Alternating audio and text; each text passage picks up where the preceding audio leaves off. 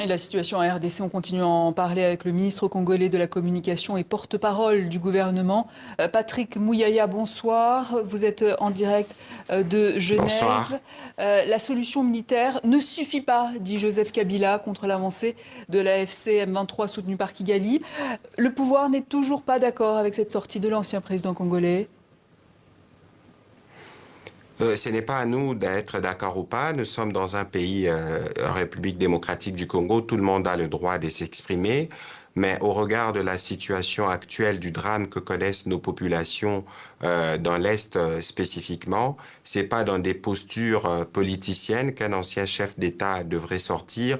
Un ancien chef d'État, ses premiers mots devraient d'abord être de mots de compassion, des solidarités pour nos compatriotes qu'il a eu à diriger pendant des très très longues années. Ça devrait aussi être la condamnation dans les mots le plus fermes de l'agression. Sa sortie, lui qui est coutumier du silence, ressemble à ce que tous les Congolais ont dit, ont pensé, qui vient légitimer une guerre d'agression qui est pourtant démontrée par les rapports des Nations Unies et par tous les rapports des pays occidentaux, sans compter les rapports de nos propres services.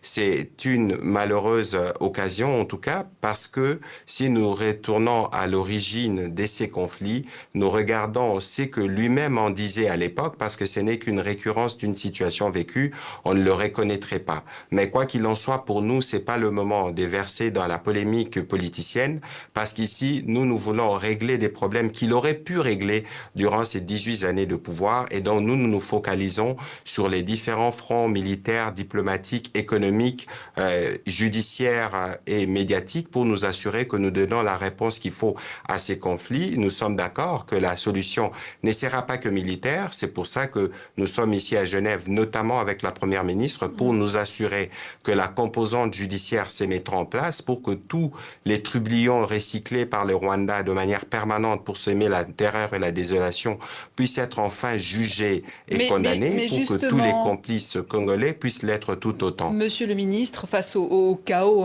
qui règne dans l'Est de la RDC, où la gestion des déplacés internes qui devient de plus en plus difficile, plus de 7 000 morts depuis janvier, environ 700 000 déplacés depuis 2023, toujours pas de négociation avec le M23, le dialogue est toujours la ligne rouge à ne pas franchir. Les chaos, justement, dont on parle là, c'est un chaos qui n'est pas né aujourd'hui. Et il y a bien des choses qui auraient pu être faites par les passés pour éviter les chaos que nous connaissons aujourd'hui. Mais Donc, les il faut choses se sont reconnaître accélérées ces modestement les dernières progrès qui semaines. sont faits. Les choses se sont accélérées justement parce que le Rwanda, dans sa quête permanente de mettre la main sur l'Est de la RDC, continuer les processus de pillage, comme des coutumes, depuis 96, a trouvé des pantins avec lesquels il collabore pour tuer, massacrer de Congolais. Ceci dit, nous, le président de la République l'a dit et redit, nous sommes disposés à dialoguer. Pour autant que cela, ça se fait dans les cadres de ce qui avait été convenu. Mais Nous dialoguer étions avec qui, avec le monsieur le Rwanda à ministre? Luanda, nous étions avec le Rwanda à Luanda. Au 15 décembre, le président Kagame ne s'est pas présenté. Pour ce qui concerne le groupe armé, y compris le M23, la position du gouvernement est claire, il n'y aura pas de dialogue direct parce que cela n'a jamais été prévu depuis le premier jour du processus de Nairobi qui a été renforcé aujourd'hui avec deux nouveaux médiateurs, l'ancien président nigérian et l'ancien premier ministre éthiopien. Nous avons été toujours disposés pour vous dire, madame, nous avons épuisé la discussion avec le Rwanda, il ne restait que les signatures. Avec tous les groupes armés, les équipes du gouvernement sont aussi prêts à écouter leur cahier des charges et Mais en avoir les réponses attendant, à y apporter, pour autant que cela se fait, cela doit se faire dans le respect du processus de Nairobi. Ici, on ne va pas donner une prime à ceux qui sont complices de la mort de 7000 Congolais que vous avez évoqué tout à l'heure, des milliers de déplacés. Le principe doit être respecté et tous les chefs d'État qui se sont réunis dans le cadre du sommet EAC-SADC ont convenu de cela. Il faut laisser le président Ouroux faire son travail. Le en président attendant, Ouroux, au terme de son en travail, attendant, versera monsieur le son rapport ministre, au gouvernement, tout à fait. versera le rapport au Mais en gouvernement et en ce attendant, moment-là, nous vous tirerons les parliez de concret conséquences. tout à l'heure. En quelques jours, l'AFC M23 a fait une avancée fulgurante dans le nord Kivu, dans le sud Kivu. Je ne On se souhaiterais demande, plus que Monsieur le vous parlez ministre, de la FCM23, on se c'est le demande, Monsieur Rwanda le qui ministre, opère. que C'est l'armée fait rwandaise l'armée qui opère. congolaise? Mais alors, ok, c'est l'armée rwandaise qui opère, mais l'armée congolaise, que fait-elle? A-t-elle les moyens de votre Écoutez, de toute ambition? façon, A-t-elle une stratégie, des moyens logistiques en matière d'armement, de de toute façon, renseignement? madame, A-t-elle les moyens, tout à Monsieur le l'heure, nous ministre? parlions.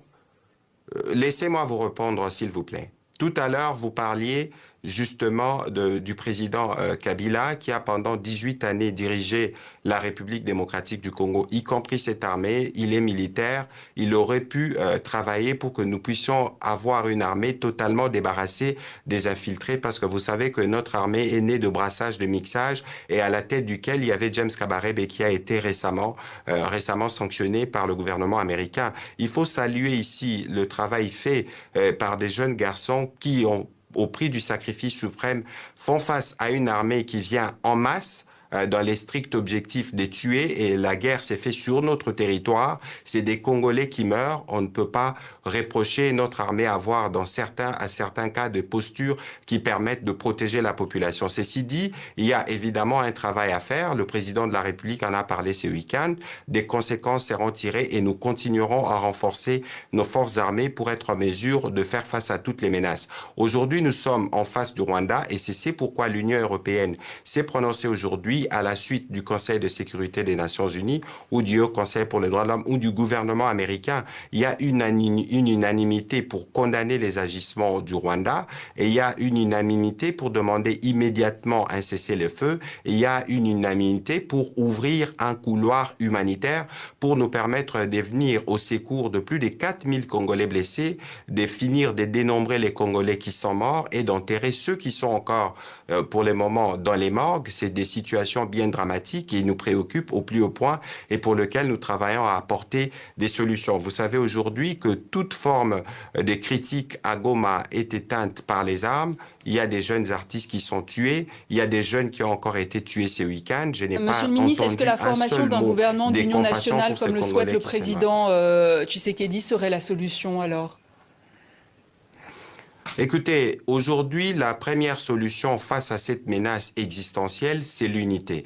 Et si pour de besoins de construction de cette unité et des cohésions nationales, il faut passer par la case gouvernement d'unité nationale, le président de la République qui en sera l'architecte aura l'occasion de discuter avec les uns les autres. Et ici, au regard de la gravité des événements, il faut sortir de postures purement politiciennes parce qu'il est question de sauver des vies. Je vous ai dit tout à l'heure qu'il y a des milliers de personnes qui sont morts à Goma, des milliers qui sont déplacés, qui sont sans abri. C'est pour cela que le président de la République est prêt à construire l'unité avec ceux qui viendront avec l'agenda du Congo et non pas les agendas des agresseurs pour continuer à piller l'Est de la RDC et à maintenir un climat de terreur. De toute façon, l'action du gouvernement permettra de mettre fin à ces agissements. C'est moi qui vous remercie. On a bien entendu votre message.